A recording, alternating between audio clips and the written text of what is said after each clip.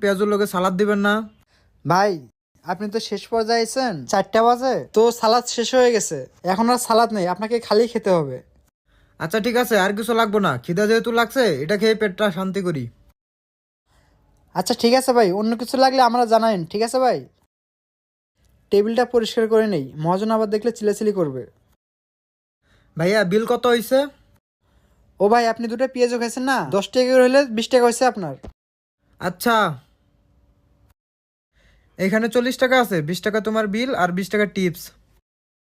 কি বলেন ভাই, আপনি আমাকে 20 টাকা টিপস দিলেন? তুমি জানো তোমাকে আমি 20 টাকা কেন বেশি দিলাম? কারণ তোমার ব্যবহারটা আমার কাছে অনেক ভালো লাগছে। আচ্ছা ঠিক আছে ভাই, আবার আসবেন। চালু করে যাই, ও আবার কাজে ফাঁকি দিতেছে না তো? কিরে, ওখানে যে একটা ছেলে পেঁয়াজু খাইছিল, বিল দিয়ে গেছে?